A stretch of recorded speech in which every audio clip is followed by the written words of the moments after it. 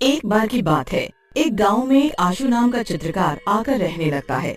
आशु गांव वालों से ज्यादा नहीं करता था और अपने आप में ही मगन रहता था। गांव वाले उसके इस व्यवहार से काफी थे। एक दिन दीनू और रवि बैठकर बातें कर रहे होते हैं। अरे दीनू, ये जो आशिकार है कुछ अजीब सा नहीं लगता? जब देखो अपने आप में ही व्यस्त रहता है और किसी कोई बात भी नहीं करता।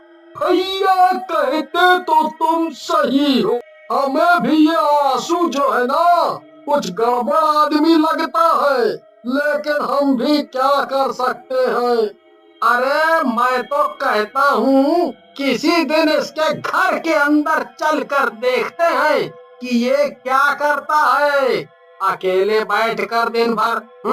फिर रवि और दीनू एक दिन जब आशु घर पर नहीं होता तब आशु के घर के अंदर चले जाते हैं। घर में उन्हें लड़कियों की सुंदर सुंदर पेंटिंग्स दिखती है।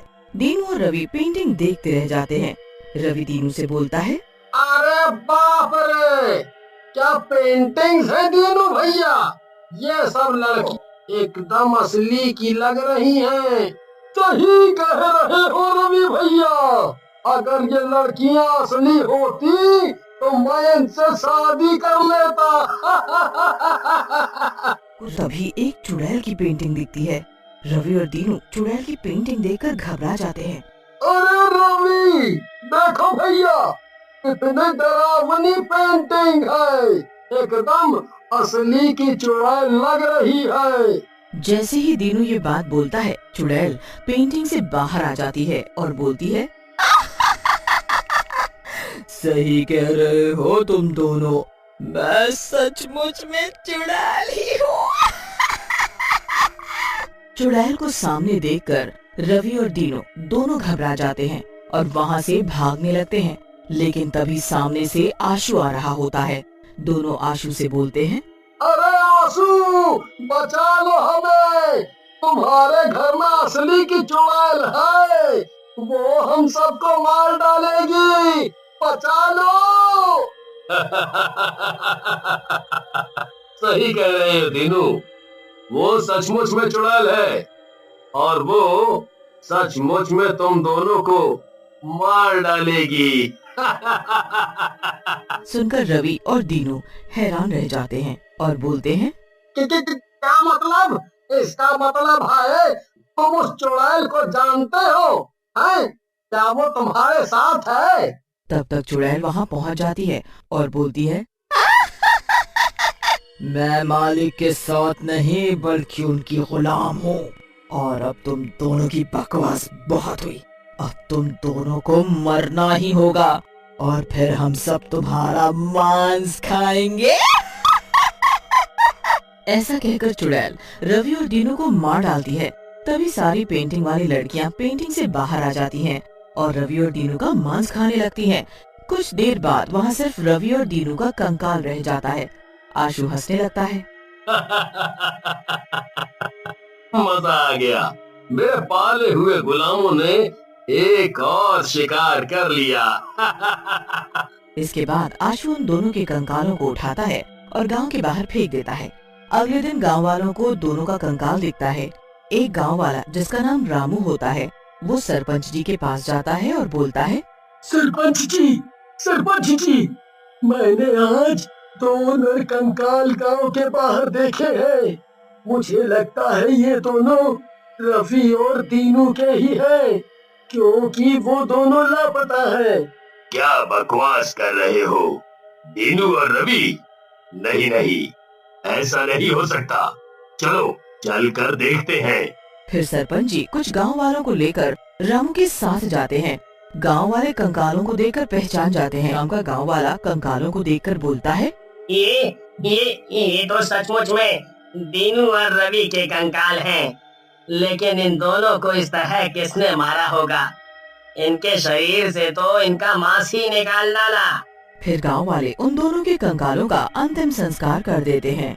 कई दिनों तक गांव में कुछ नहीं होता। एक दिन आशु अपने घर से बाहर जा रहा होता है। तभी शन्नू और सविता की नजर उस पर पड़ती है। शन्नू सविता से कहती है, अरे सविता, देख तो सही, कितना खूबसूरत लड़का है। ये बिल्कुल कामदेव लग रहा है। मेरा तो इसे देखकर मन कर रहा है कि मैं इसे शादी ही कर लूं। हाँ शन्नो, कह तो तू रही है बिल्कुल सही। ये जरूर किसी बाहर गांव से आया होगा। अपने गांव के लड़के देखे तूने, बिल्कुल छपरी लगते हैं, ना ही शक्ल और ना ही अकल। थोड़ी देर में आशु वापस आ जाता है। शन्नो आशु के पास जाती है और बोलती है, मेरा नाम शन्नो है जी, आपका नाम क्या है? मैंने आपको आते जाते देखा है, आप क्या करते हैं? अरे बस बस शन्नो जी, थोड़ा सांस तो ले लो। आप तो बस बंदूक की तरह प्रश्न दाग रही हैं। फिर आशु शन्नो और सविता को अपने बारे में बताता है, जिसे सुनकर शन्नो आशु से बोलती, अच्छा तो आप चित्रकार हैं, हम दोनों को भी अपनी पेंटिंग दिखाओ ना, हम भी देखना चाहते हैं। फिर शन्नो और सविता के कहने पर आशु उन दोनों को अपने घर के अंदर लेकर चला जाता है। चारों तरफ पेंटिंग्स रखी होती है। पेंटिंग्स देखकर शन्नो और सविता बोलती हैं, अरे वाह, आप तो बिल्कुल जादूगर हो, आपकी बनाई हुई पेंटिंग तो बिल्कुल असली लग रही है जी। लग रहा है ये पेंटिंग अभी बोल उठेगी। तभी शन्नो आशु से अपनी पेंटिंग बनाने को बोलती है। आशु जी, आप तो बहुत ही गजब के चित्रकार हो, आप मेरी भी पेंटिंग बनाओ ना। पहले तो आशु शन्नो को मना कर देता है, लेकिन फिर उसकी जिद के आगे मान जाता है और शन्नो को अगले दिन आने के लिए बोल देता है। तभी सविता की नजर दो पेंटिंग्स पर पड़ती है। वो दोनों पेंटिंग रवि और दीनू की होती है। फिर सविता और शन्नो वहाँ से जाने लगती हैं। शन्नो बहुत खुश होती है। वो सविता से बोलती है, वाह सविता, देखना आशु ने मेरी पेंटिंग बनाने के लिए हाँ कर दी है, मजा आ जाएगा। अरे शन्नो, ज्यादा खुश मत हो, ये आशु मुझे कुछ ठीक नहीं लग रहा। तूने देखा नहीं, वह दीनू और रवि भैया की पेंटिंग बनी हुई थी। सविता की बात पर शन्नो को बहुत गुस्सा आ जाता है और वो बोलती है, तो भी ना सविता कुछ भी बोलती है। अरे तुझे धोखा हुआ होगा, मैं भी वहाँ थी, मैंने तो ऐसी कोई पेंटिंग नहीं देखी, इसीलिए तो चिढ़ रही है। है ना? इसमें भला चिढ़ने की क्या बात है, मैं तो तेरे भले के लिए बोल रही हूँ, बाकी तेरी मर्जी। ऐसा कहकर सविता वहाँ से चली जाती है। शाम को शन्नो बन ठन कर आशु के घर पहुँचती है और आशु के दरवाजे को खटखटाने लगती है। आशु आता है और दरवाजे को खोलता है। अरे वाह शन्नो, आज तो तुम बहुत ही खूबसूरत लग रही हो, तुम्हारी पेंटिंग तो बहुत ही अच्छी बनेगी। फिर शन्नो आशु के साथ उसके पेंटिंग वाले कमरे की तरफ चलने लगती है। तभी शन्नो की नजर भी रवि और दीनू की पेंटिंग पर पड़ती है और वो मन ही मन सोचती है, अरे ये तो सचमुच में रवि और दीनू की ही पेंटिंग है, कुछ तो गड़बड़ है यहाँ, लेकिन अब मैं क्या करूँ, यहाँ से जा भी तो नहीं सकती। शन्नो को डरता देख आशु हंसने लगता है और बोलता है, क्या हुआ, डर रही हो क्या शन्नो? अरे डरो मत, वो दोनों चित्र रवि और दीनू के ही हैं। उन्होंने ही कुछ दिनों पहले यहाँ मुझसे बनवाए थे, कह रहे थे बाद में आकर ले जाएंगे, लेकिन अब तक नहीं आए। आशु की बात सुनकर शन्नो आशु को सारी बात बताती है, जिसे सुनकर आशु बोलता है, ओह, बहुत बुरा हुआ दोनों के साथ। चलो क्या कर सकते हैं, चलो तुम वहाँ जाकर कुर्सी पर बैठ जाओ, मैं तुम्हारी पेंटिंग बनाता हूँ। शन्नो आशु के कहने के अनुसार एक कुर्सी पर जाकर बैठ जाती है और आशु उसकी पेंटिंग बनाने लगता है। कुछ देर बाद शन्नो को प्यास लगती है और वो आशु से बोलती है, आशु मुझे प्यास लगी है, मुझे पानी पीना है। आशु किचन की तरफ इशारा कर देता है और अपने काम में लग जाता है और शन्नो किचन की तरफ चली जाती है। उधर शन्नो के जाते ही पेंटिंग में से चुड़ैल बाहर आ जाती है और बोलती है, मालिक आज तो मजा ही आ जाएगा, इस लड़की का मांस खाने को मिलेगा। आशु हंसते हुए चुड़ैल से कहता है, सही कह रही है चुड़ैल, लेकिन जरा सब्र कर, कहीं उसे पता चल गया तो सब गड़बड़ हो जाएगी। शन्नु किचन में पानी पीकर आते समय चुड़ैल और आशु की बातें सुन लेती है और बोलती है, अरे ये आशु तो शैतान है और इस चुड़ैल को इसने अपने बस में कर रखा है, अब क्या होगा, ये तो मुझे मार डालेगा, मैं क्या करूं, कैसे बचूं? तभी शन्नु के सामने रवि और दीनू की आत्मा आ जाती है और बोलती है, शन्नु बहन तुम यहाँ से भाग जाओ और इस शैतान की झोपड़ी में आग लगा दो। जैसे ही आग इसके चित्रों में लगेगी और वो जलेंगे, वैसे ही ये और चुड़ैल भी जलने लगेंगे। शन्नू वहाँ से भागने लगती है, लेकिन तब तक आशु और चुड़ैल उसे घेर लेते हैं। कहाँ भाग रही हो शन्नो? तुम कहीं नहीं भाग पाओगी। आज तुम्हें मेरा और मेरे शैतानों का खाना बनना होगा, नहीं तो हम सब लोग भूखे रह जाएंगे। ऐसा कहकर आशु और चुड़ैल शन्नू की तरफ बढ़ने लगते हैं, लेकिन तभी आशु का घर जलने लगता है और सविता की आवाज शन्नू को सुनाई देती है। शन्नू, तुम जल्दी से इस घर से बाहर आ जाओ, हम गांव वालों ने इस घर में आग लगा दी है। आशु अपने चित्रकारी वाले कमरे की तरफ पेंटिंग को बचाने के लिए भागता है, लेकिन उसी कमरे में जलने लगता है। चुड़ैल भी जलने लगती है। शन्नू आशु के घर से बाहर आ जाती है और सविता से लिपट कर रोने लगती है।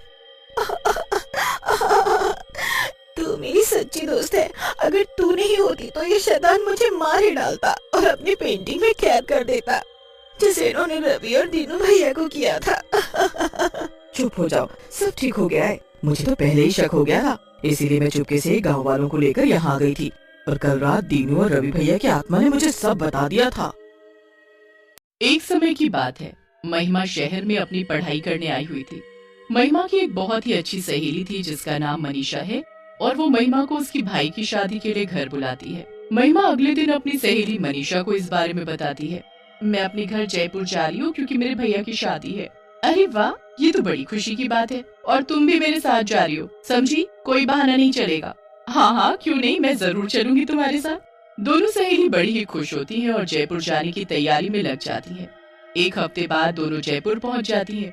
महिमा का इतना बड़ा घर देखकर मनीषा तो दंग रह जाती है। हर तरफ शादी की तैयारी चल रही होती है। आ गई मेरी बेटी। हाँ माँ, और देखो मेरे साथ कौन आए हैं, मेरी सहेली। अरे बेटी आओ आओ, और इसे अपना ही घर समझो। जी माँ जी। चलो मनीषा, चलकर भैया से मिलते हैं। दोनों सहेली जाकर महिमा के भाई से मिलती हैं। राहुल अपनी बहन को देखकर बहुत खुश हो जाता है। अरे कितने दिन लगा दिए आने में, जैसे किसी पड़ोस की शादी है। अरे भैया, बस एग्जाम्स की वजह से रुकना पड़ा, पर अब मैं आ गई हूँ ना। अब देखना हम दोनों आपकी शादी में क्या धमाल मचाएंगे।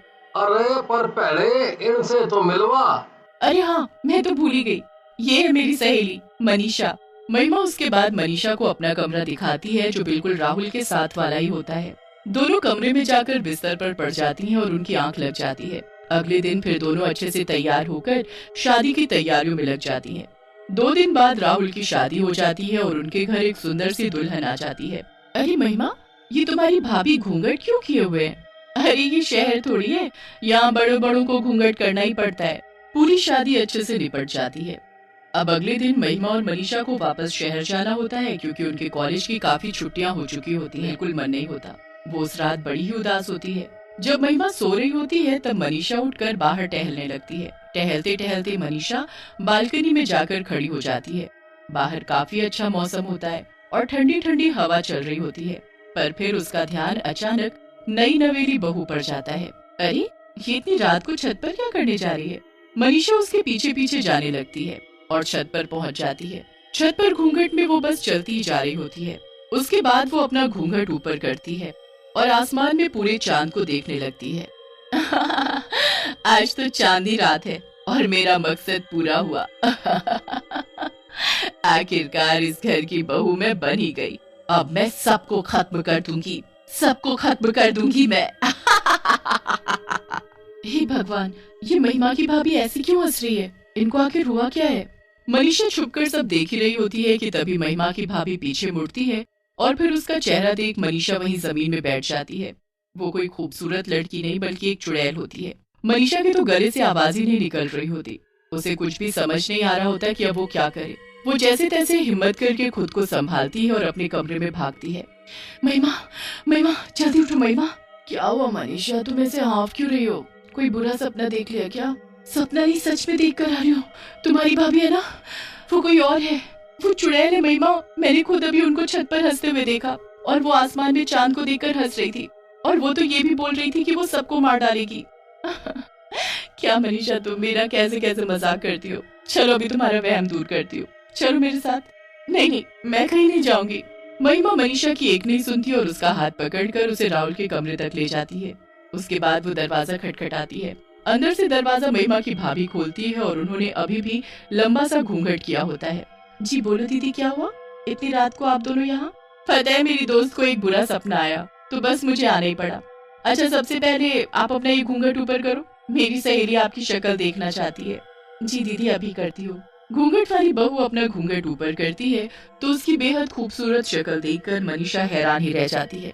मन ही मन वो यही सोच रही होती है कि आखिरकार ये कैसे हो गया। उसने खुद अपनी आंखों से उसका चुड़ैल वाला चेहरा देखा था। महिमा फिर मनीषा का हाथ पकड़ती है और उसे चलने को कहती है। दोनों अपने कमरे में वापस जाने लगते हैं। जाते हुए मनीषा एक बार फिर से पीछे मुड़कर देखती है तो उस घूंघट वाली बहू की अजीब सी मुस्कुराहट उसे और परेशान कर देती है। वो मनीषा को देखकर ऐसे मुस्कुरा रही थी जैसे मानो उसे चेतावनी दे रही हो कि आगे से मुझसे पंगा मत लेना। मनीषा को ये सब बिल्कुल सही नहीं लग रहा होता। उसे बस इतना समझ आ रहा होता है कि उसे अब वहीं रहकर सब ठीक करना है और सबके सामने उस घूंघट वाली चुड़ैल बहू का सच लाना है, वरना सबकी जान खतरे में पड़ जाएगी। अगले दिन मनीषा शहर जाने के लिए सीढ़ियों से बैग लेकर उतर रही होती है कि तभी वो सीढ़ियों से गिरने की एक्टिंग करती है। मैं गिर गई। हे भगवान ये क्या हो गया? मेरा पैर टूट गया। हे भगवान ये क्या हो गया? भैया जल्दी आओ, मनीषा को उसके कमरे में ले चलो। घूंघट से चुड़ैल बहू ये सब देख रही होती है। इसकी इतनी हिम्मत जो ये मेरे पति की गोद में जाएगी, इसे तो मैं बताऊंगी। अरे बहू यहाँ क्या खड़ी खड़ी देख रही है? चलो मेरे साथ रसोई में और जल्दी से मनीषा के लिए बाम और हल्दी वाला दूध लेकर आओ। जी माँ जी। घूंघट वाली चुड़ैल बहू रसोई में अपनी सास के साथ जाती है और एक ग्लास में हल्दी वाला दूध बनाती है। उसकी सास भी वहाँ खड़ी मनीषा के लिए एक काढ़ा तैयार करती है। अंदर ही अंदर वो गुस्से से पागल हो रही होती है। वो दूध में जादू कर देती है और जाकर मनीषा को दे देती है। मनीषा को पहले ही शक होता है कि दूध में कुछ गड़बड़ है, इसलिए वो गलती से ग्लास को गिरा देती है। अरे बहू कैसे ग्लास पकड़ा रही हो? देखो गिर गया। चलो जाओ पोछा लाओ और साफ कर दो। सब लोग मनीषा की देखभाल में लग जाते हैं और कुछ दिन के लिए उनका शहर जाना कैंसिल हो जाता है। घूंघट वाली चुड़ैल बहू से ये सब देखा नहीं जा रहा होता। वो रात होने का इंतजार करती है। जैसे ही रात होती है और सब सो जाते हैं, वो छत पर जाती है और अपना घूंघट ऊपर करके आसमान में चांद को देखने लगती है। मुझे शक्ति चाहिए, मुझे शक्ति चाहिए। मैं सबको जल्द से जल्द बर्बाद कर सकूं, मुझे ऐसी शक्ति चाहिए। पर सबसे पहले मुझे उस लड़की की जान लेनी है, फिर उसके बाद मैं सबको देखूंगी। एक बार मैं सबको खत्म कर दूं, फिर मैं और राहुल दोनों सुकून से रहेंगे और मैं अपने चुड़ैल वंश को आगे बढ़ाऊंगी। चुड़ैल वहीं छत पर बैठकर जादू टोना करने लगती है। मनीषा और महिमा वहीं पीछे खड़े छुप कर उसे देख रहे होते हैं। चुड़ैल उसके बाद वो एक सुई लेकर गुड़िया को चुप होने लगती है। सुई चुप होते ही मनीषा के हाथ से खून आने लगता है। देखो महिमा देखो, देख लिया ना तुमने अपनी आंखों से इस घूंघट वाली चुड़ैल का सच? ये देखो मेरे हाथ से खून आ रहा है। हे भगवान ये सब हो क्या रहा है? अब हम क्या करेंगे? कि हम किस चुड़ैल को अपने घर ले आए? सब सोचते हैं कि कितनी संस्कारी है जो हर वक्त घूंघट करके रहती है, पर किसी को नहीं पता कि इस घूंघट के अंदर एक चुड़ैल है जो अपना चेहरा छुपाने के लिए इसे घूंघट से ढकती है। हाँ मैं यही तुमको कब से बताना चाहती हूँ, पर तुम मानने को तैयार ही नहीं हो। मेरे भाई को तो इस बात का अंदाजा भी नहीं होगा कि उसकी बीवी एक चुड़ैल है। तुम कुछ करो ना मनीषा। मैं सब कर चुकी हूँ। मैं एक बाबा को जानती हूँ जिनको मैंने पहले ही फोन कर दिया था। उन्होंने मुझे सब बता दिया है कि मुझे क्या करना है। बस अभी हमें कैसे भी 2 दिन शांति से निकालने हैं, फिर पूर्णिमा की रात को हम इस घूंघट वाली चुड़ैल बहू का सच सबके सामने लाएंगे और इससे हमें छुटकारा भी मिल जाएगा। बस फिर 2 दिन जैसे तैसे निकल जाते हैं। उसके बाद दोनों सहेली छत पर आती हैं और वहाँ जिस जगह चुड़ैल अपना जादू टोना करती है वहाँ एक कटोरी खीर रख देती है। कुछ देर में चुड़ैल वहाँ आ जाती है। मनीषा और महिमा बाकी घर वालों के साथ छुप कर चुड़ैल के आने का इंतजार कर रहे होते हैं। कुछ ही देर में चुड़ैल वहाँ आती है। वो अपना घूंघट ऊपर करके खीर देखकर बड़ी हैरान होती है। चुड़ैल को कुछ समझ नहीं आता, पर वो खीर देखकर रह नहीं पाती। वो उस कटोरी को उठाती है और खीर चखने लगती है। जैसे ही वो खीर खाती है उसे उल्टी होने लगती है। ये क्या है? ये मुझे क्या हो रहा है? चुड़ैल जमीन में गिर जाती है और तभी सब घर वाले वहाँ आ जाते हैं। इसका अंत अब आ चुका है। इसने मेरी बनाई हुई खीर खा ली है। ये सब तेरा किया धरा है। तुझे तो मुझे उसी दिन मार देना चाहिए था। हाँ पर तूने बहुत देर कर दी। चुड़ैल तड़प तड़प कर मरने लगती है। उसके बाद पूर्णिमा के चांद की रोशनी उस चुड़ैल पर उल्टा असर करने लगती है। उसे ताकत देने की जगह वो उसे जला देती है और चुड़ैल राख में बदल जाती है। सब उस घूंघट वाली चुड़ैल बहू से मुक्ति पा लेते हैं, पर राहुल बहुत दुखी होता है। अब अगले दिन मनीषा और महिमा भी वापस शहर जाने लगते हैं, पर जाते जाते राहुल के माता पिता मनीषा से कहते हैं, क्या तुम हमारे बेटे से शादी करोगी? मनीषा ये सुनकर मुस्कुरा देती है। बस फिर मनीषा शहर चली जाती है और राहुल उसकी पढ़ाई पूरी और उसके वापस आने का इंतजार करता है। पढ़ाई पूरी होने के बाद दोनों की धूमधाम से शादी हो जाती है और मनीषा महिमा की भाभी बन जाती है।